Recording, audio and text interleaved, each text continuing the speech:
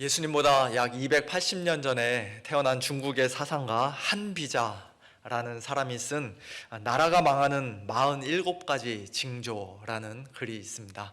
인터넷 검색하시면 우리 성도님들도 쉽게 찾아 읽어보실 수가 있는데요, 무려 47가지나 되는 그 긴 글을 이 시간에 제가 다 소개해 드릴 수는 없습니다만, 제가 얼마 전에 읽으면서 우리가 지금 살고 있는 이 미국과 또 우리의 사랑하는 조국 대한민국이 상당히 걱정이 되었을 정도로 오늘날 현대 시대에도 충분히 적용될 수 있는 그런 좋은 말들이 많이 쓰여 있었습니다. 한 가지 인상적이었던 것은 그가 이야기하는 47가지 항목 중 상당수가 특별히 군주, 즉 임금의 성품, 성격, 인격, 자질, 능력, 가정사 등등 그 군주 개인과 관련이 있었다는 사실입니다. 군주가 탐욕스럽거나 미신을 좋아하거나 성격이 포악하거나 너무 고집이 세거나 또 반대로 너무 우유부단하거나 게으르거나 무능하거나 등등, 아무튼 나라가 망하는 이유의 최소 절반 이상은 다 못난 군주 때문인가 보다라는 그런 생각이 들 정도로, 한 나라의 지도자가, 나라뿐이겠습니까? 어느 공동체든지 지도자가 참 중요하다는 생각을 그 글을 읽으면서 다시 한번 해보게 되었습니다. 방금 전 우리가 함께 읽은 역대하 36장 11절 이하의 말씀은 BC 586년에 남유다 왕국이 바벨론 느부갓네살 왕에게 멸망당하는 장면을 기록하고 있는데요, 수백 년 동안 지속되었던 그 남유다 왕국이 망한 것도 그런 면에서 보면은 마지막 왕이었던 이 시드기야 왕에게 상당 부분 큰 책임이 있었다라고 우리가 볼 수 있을 것입니다. 그러나 성경은 한비자가 나열한 47가지 망국의 징조 또는 이유들과는 달리 시드기야 왕 개인의 어떤 부도덕한 성품이나 모난 성격이나 방탕, 탐욕, 무능함 그런 것들을 남유다 왕국이 멸망한 결정적인 이유로 제시하지 않습니다. 이 세상 나라들이 망하는 것은 그런 이유들로 얼마든지 설명할 수 있을는지 몰라도 하나님께서 친히 왕이 되시는 나라, 하나님 나라의 이 땅에서의 모형과도 같았던 남유다 왕국의 멸망은 그런 것들로는 온전히 다 설명할 수가 없고, 그보다 훨씬 더 근본적인 이유, 영적인 이유가 있었기 때문이죠. 오늘 본문 12절 이하에서는 남유다 왕국이 망할 수밖에 없었던 그 진짜 이유를 이렇게 말씀합니다.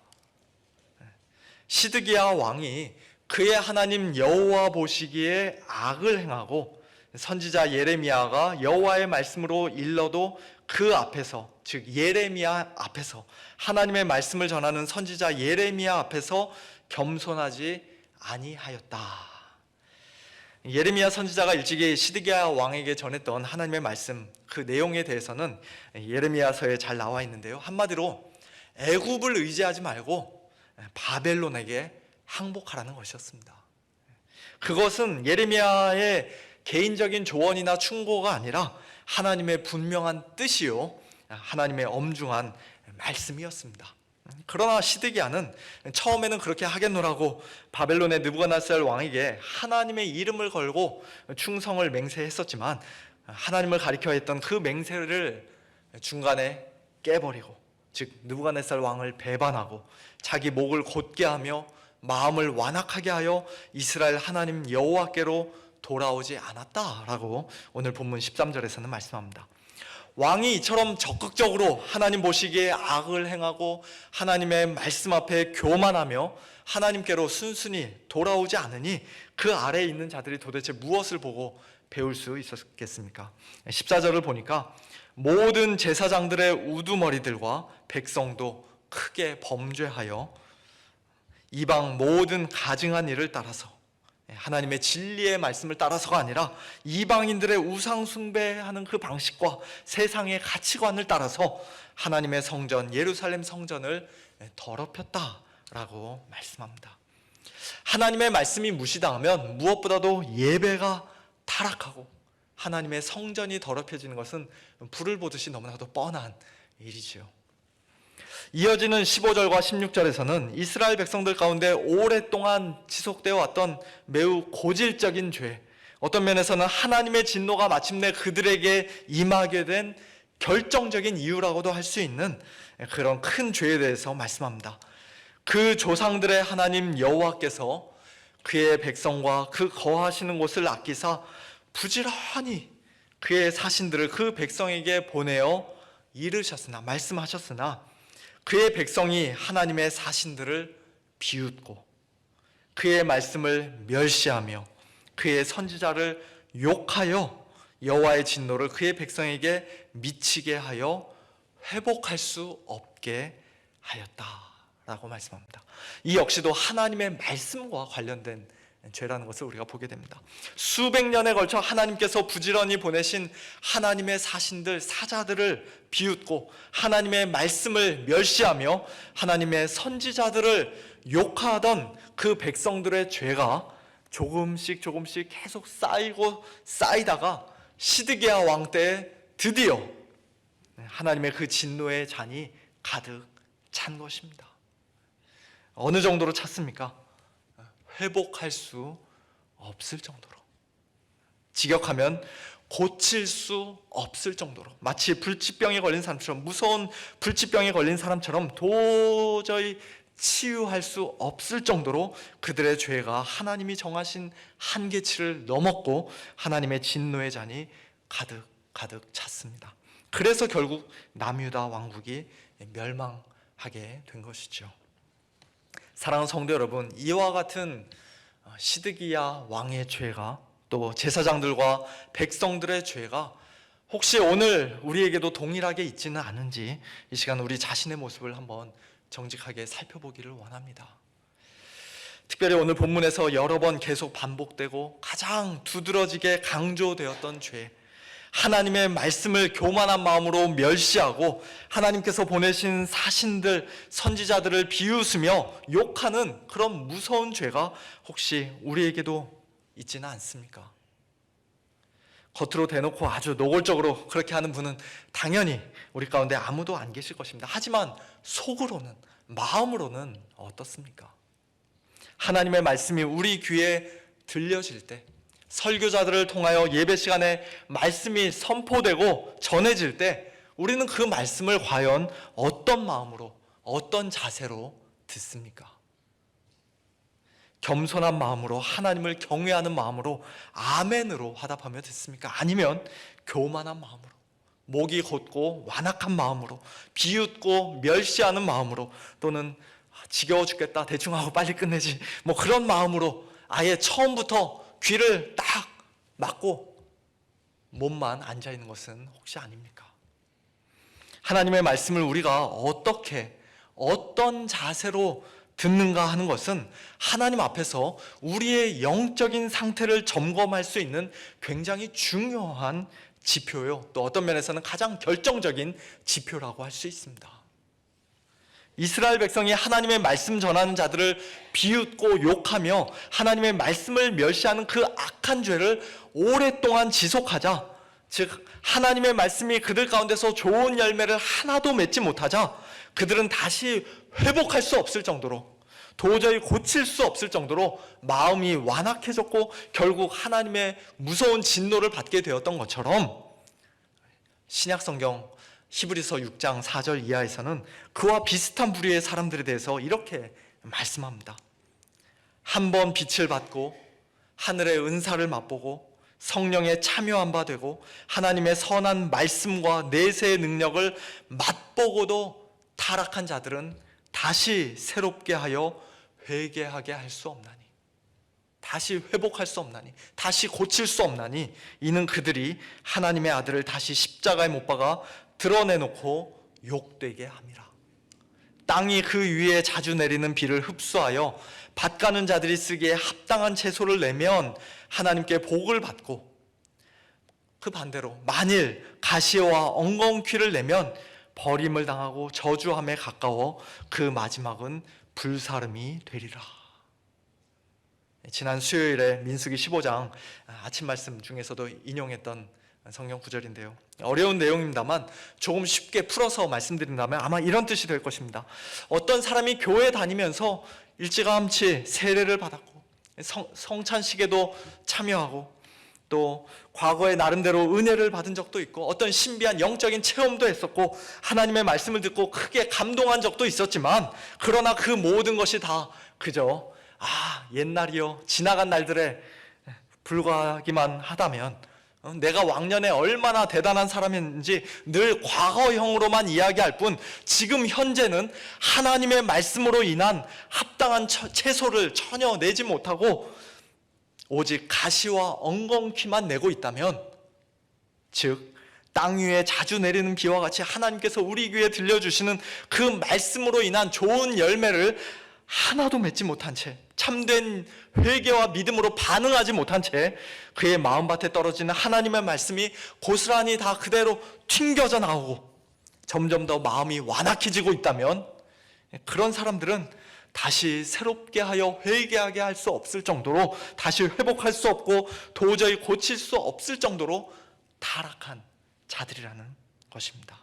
그런 자들은 하나님의 저주와 진노가 임하는 매우 위험한 자리에 지금 서 있는 것이요, 그 상태 그대로 계속 거기 머물러 있다가는 마지막에 불사름을 당하게 될 것이라는 말씀입니다. 물론 이것은 가룟 유다와 같이 처음부터 진실한 믿음 없이 교회 공동체 안에 그저 몸만 속해 있었던 사람으로 우리가 이해해야 할 것입니다만, 어쨌든 굉장히 무서운 말씀이죠. 차라리 아직 예수님이 누구신지 전혀 몰라서, 복음이 무엇인지를 아직 몰라서, 아무것도 몰라서 하나님의 말씀이 귀에 들리지 않고 설교 말씀을 들어도 도대체 무슨 말인지 아무것도 이해하지 못하는 그런 것이라면 오히려 이 정도로까지 소망이 없지는 않을 텐데, 자기는 이미 다 안다고 생각하며, 나도 옛날에 이미 다 경험해봤고 열심히 해본 적 있다고 자랑하며, 지금 현재 하나님의 말씀 앞에서 그 마음이 심히 교만해져 있고 완악하게 굳어져 있는 사람들은 정말로 위험한 상태에 있는 것입니다. 이것은 제가 목사니까 우리 성도님들 제 말 잘 들으셔야 됩니다, 그런 뜻으로 하는 말씀이 절대로 아닙니다. 저의 개인적인 말은 우리 성도님들 귀를 막고 안 들으셔도 괜찮습니다. 무시하셔도 상관없습니다. 그러나 하나님의 말씀만큼은 반드시 들으셔야 합니다. 하나님의 말씀이, 성경적인 바른 교훈이 연약하고 부족하고 어눌한 설교자의 입술을 통해 우리 성도님들 귀에 들리고 마음밭에 떨어질 때는 하나님께서 친히 말씀하시는 것처럼 납작 엎드려 그 말씀을 겸손히 들으셔야 합니다. 사모하는 마음으로, 순종하는 마음으로, 믿음으로 들으셔야 합니다. 그리고 그것은 지금 이 시간 여기 앞에서 말씀을 전하고 있는 저 역시도 마찬가지죠. 저도 마찬가지입니다. 저는 하나님의 말씀을 전하는 목사이기 이전에 하나님의 말씀을 듣는 하나님의 백성으로서 이 시간 우리 성도님들과 함께 똑같이 하나님의 말씀 앞에 겸손히 엎드려 있습니다. 만약에 제가 그 자리에 서서, 이 자리에 서서 그저 말씀을 전하기만 할 뿐 하나님의 말씀을 겸손히 듣지 않고 전혀 순종하지 않는다면, 저는 가증한 위선자로서 하나님께 오히려 더 큰 책망과 심판을 받게 될 것입니다. 이처럼 하나님의 말씀을 귀히 여기고 말씀 앞에서 겸손한 자세를 유지하는 것은 우리 개개인의 영적인 상태가 어떠한가를 보여주는, 그것을 점검하고 측정할 수 있는 너무나도 중요한 지표일 뿐만 아니라 한 걸음 더 나아가 우리 교회 전체의 영적 건강과 성숙도를 가늠해 볼 수 있는 지표이기도 합니다. 교회가 하나님의 말씀을 가르치고 배우는 데에는 별로 관심이 없고 그저 어떤 재미있는 행사나 자극적인 프로그램이나 인간적인 친교 위주로 움직인다면, 또 예배 드릴 때에도 하나님의 말씀을 따라 하나님께서 명하시고 기뻐하시는 참된 예배를 온전히 드리려 하기보다는 우리 눈에 훨씬 더 효과적으로 보이는 이 세상의 방식을 따라, 우리 자신의 인간적인 생각을 따라 사람들 입맛에 맞게 이것저것 마음대로 바꾸고 전혀 비성경적인 요소들을 예배 안으로 끌어 들어온다면, 그 역시도 하나님의 말씀이 공공연히 멸시를 받는 것이라고 할 수 있습니다. 그런 죄악이 교회 안에서 오랫동안 지속된다면, 하나님의 말씀이 교회 사역의 모든 우선순위에서 밀려나고 소홀히 여겨지고 무시를 당한다면 그런 교회는 남유다 왕국이 하나님의 진노를 받아 결국 멸망했던 것처럼 조만간 교회로서의 역할을 더 이상 온전히 감당하지 못하게 될 것입니다. 겉으로는 비록 교회의 모습을 그럴듯하게 계속해서 유지한다 할지라도, 심지어 사람들이 더 많이 모이고 수적으로는 소위 부흥을 경험한다 할지라도 우리 주님 보시기에는 이미 촛대가 옮겨진 교회요, 사대 교회와 같이 살았다 하는 이름은 있으나 죽은 자에 불과한 그런 안타까운 교회, 책망받는 교회가 될 것입니다. 저와 여러분 개개인이, 그리고 우리 서문 장로교회가 무엇보다도 하나님의 말씀 앞에서 늘 겸손하고 하나님의 말씀을 가장 귀히 여기는 그런 복된 성도, 건강하고 성숙한 교회 될 수 있기를 예수님의 이름으로 축원합니다. 오늘 본문 17절 이하에서 남유다 왕국에 임한 하나님의 진노는 정말로 무시무시한 것이었습니다. 하나님이 갈대아 왕, 즉 바벨론 왕 느부갓네살의 손에 그들을 다 넘기심에 그가 와서 그들의 성전에서 칼로 청년들을 죽이며 청년 남녀와 노인과 병약한 사람을 긍휼히 여기지 아니하였으며, 또 하나님의 전에 있는 크고 작은 모든 대소 그릇들과 여호와의 전에 보물과 왕과 방백들과 보물을 다 바벨론으로 가져가고, 또 하나님의 전을 불사르며 예루살렘 성벽을 헐며 그들의 모든 궁실을 불사르며 그들의 모든 귀한 그릇들을 부수고 칼에서 살아남은 자를 그가 바벨론으로 사로잡아가는, 그래서 거기서 백성들이 갈대아 왕과 그의 자손의 노예가 되는 그런 끔찍하고 잔인한 멸망이 남유다 왕국에 임했습니다. 얼마나 철저한 멸망이었던지 다 모두라는 말이 17절부터 여기 20절에 이르기까지 무려 5번이나 거듭거듭 계속 사용되었을 정도입니다. 그러나 감사하게도 남유다 왕국의 이 멸망은 하나님의 무서운 진노가 100% 완전히 다 쏟아진 것은 아니었습니다. 하나님은 진노 중에라도 긍휼을 잊지 않으시는 분이며 넘치는 진노로 그 얼굴을 잠시 가리셨으나 영원한 자비로 그 백성을 긍휼히 여기시는 분이기에 바벨론의 포로로 끌려갔던 그들의 그 노예 생활이 영원히 계속되도록 그들을 그냥 내버려 두지 않으시고 바사국이 통치할 때까지, 즉 BC 539년 페르시아의 고레스 왕이 바벨론을 무너뜨리고 정복할 때까지로 그 기한을 정해 주셨습니다. 비록 시드기야 왕은 하나님의 말씀을 귀히 여기지 않았고 하나님을 가리켜 한 맹세를 헌신짝 버리듯 저버렸으며 제사장들과 백성들도 하나같이 다 하나님의 말씀을 멸시했지만, 그러나 하나님은 하나님 자신의 말씀을 가장 귀하게 여기시는 분이요, 하나님 자신의 이름을 걸고 맹세한 약속을 반드시 끝까지 신실하게 지키시는 분이기에 일찍이 예레미야 선지자를 통해 말씀하셨던 것처럼 황폐해진 유다 땅이 마치 안식년을 누리듯 70년 동안 안식하게 될 것이라는 그 약속을, 즉 바벨론에서 70년이 차면 내가 너희를 돌보고 나의 선한 말을 너희에게 성취하여 너희를 이곳으로 유다 땅으로 다시 돌아오게 하리라는 그 약속을 지켜주셨습니다. 이때 70이라는 숫자가 문자적인 것인지 상징적인 것인지, 혹 문자적인 것이라면 정확히 언제부터 언제까지를 기준으로 해서 70년 인재에 대해서는 서로 다른 다양한 견해들이 있습니다만, 중요한 것은 하나님께서 반드시 약속을 지키시고 자신의 말씀을 성취하시는 하나님이시라는 사실입니다. 오늘 본문 마지막 22절과 23절에서는 바사의 고레스 왕 원년에, 즉 BC 538년에 여호와께서 일찍이 예레미야의 입으로 하신 말씀을 이루시려고 여호와께서 바사의 고레스 왕의 마음을 감동시키셨다. 그래서 고레스로 하여금 온 나라에 공포도 하고 조서도 내리게 하셨다고 말씀합니다. 그가 써서 공포한 그 조서의 내용이 무엇이었습니까? 바사왕 고레스가 이같이 말하노니 하늘의 신 여호와께서 세상 만국을 내게 주셨고 나에게 명령하여 유다 예루살렘의 성전을 건축하라 하셨나니 너희 중에 그의 백성된 자는 다 올라갈지어다. 너희 하나님 여호와께서 함께 하시기를 원하노라. 참으로 놀라운 말씀이 아닐 수가 없습니다.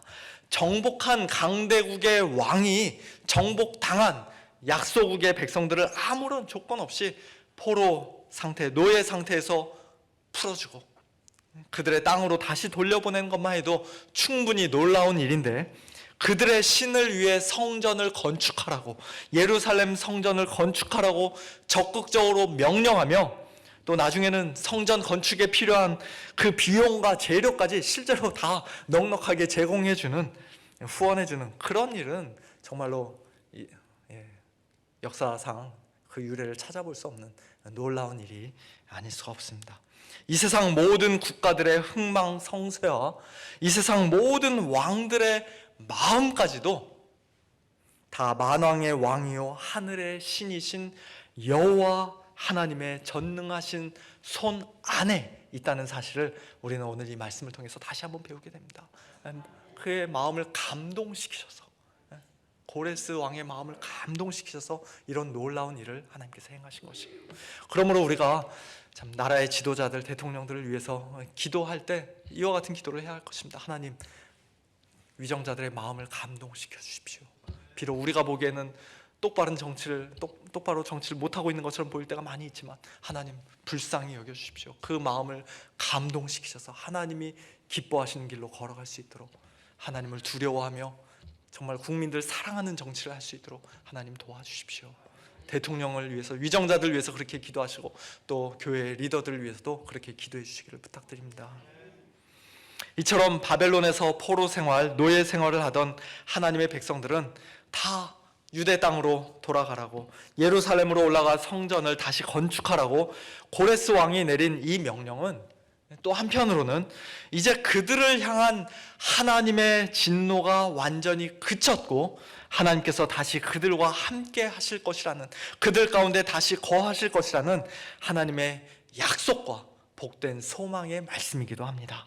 그리고 이 약속과 소망은 그로부터 약 20여 년 후 BC 516년에 완공된 스룹바벨 성전, 제2성전을 통해 1차적으로 성취되었지만 궁극적으로는 또 그로부터 약 500여 년 후 이 땅에 하나님의 참된 성전으로 임마누엘로 오신 우리 주 예수 그리스도 안에서 온전히 성취되었습니다. 너희가 이 성전을 헐라 내가 사흘 동안에 일으키리라 친히 말씀하신 것처럼 예수님은 십자가 위에서 하나님의 모든 진노를 한 몸에 받으며 성전된 자기 육체를 깨뜨리심으로써, 그리고 사흘 만에 부활하시고 승천하시고 우리에게 성령을 보내주심으로써 우리의 모든 죄를 깨끗이 씻어 주셨습니다. 우리 스스로는 도저히 회복할 수 없고 고칠 수 없었던 무서운 질병을, 즉 하나님의 말씀을 멸시하는 그 완악하고 교만한 마음을 다시 새롭게 하여 주시고 온전히 고쳐 주셨습니다. 우리를 하나님께서 친히 거하시는, 성령께서 거하시는 거룩한 성전으로 삼아 주셨습니다. 옛날 먼 이국 땅에서 포로 생활, 노예 생활을 하던 이스라엘 백성들이 고레스 왕의 조서를 듣고는 환호성을 지르고 기뻐 뛰며 성전을 짓기 위해 예루살렘으로 우르르 올라갔다면, 온갖 죄악과 사탄 마귀에게 종노릇하던 그 비참한 상태에서 벗어나 하나님의 백성, 하나님의 성전이 된 저와 여러분은 얼마나 더 크게 기뻐하고 감격하면서, 얼마나 더 감사하면서 예루살렘으로 올라가야 마땅하겠습니까? 물론 오늘 우리가 올라가야 하는 예루살렘은 저기 중동 지방에 비행기 타고 한참 가야 하는 그 예루살렘은 아니죠. 우리는 히브리서 12장 말씀과 같이 신의 산이 아니라 시온 산에, 이 땅의 예루살렘이 아니라 살아계신 하나님의 도성인 하늘의 예루살렘에 이미 이른 자들입니다. 장차 갈 것일 뿐만 아니라 이미 이르렀다, 완료형으로 이르렀다, 거기 이미 도착했다 라고 말씀하고 있어요. 우리는 이미 거기에 올라간 사람들입니다. 그리고 지금도 올라가고 있는 사람들이죠. 거기가 곧 교회요, 하나님의 성전입니다. 거기에는 만민의 심판자이신 하나님께서 계시고 새 언약의 중보자이신 예수님께서 계시며 우리보다 먼저 이 세상을 떠나 천국에 들어간 성도들과 또 수많은 천사들도 있습니다. 그러므로 아벨의 피보다 더 나은 예수님의 십자가 보혈로 피 뿌리심을 받고 복음을 참되게 믿어 구원받은 우리 신약의 성도들은 어떤 면에서는 더욱더 삼가야 한다, 조심해야 한다라고 말씀합니다.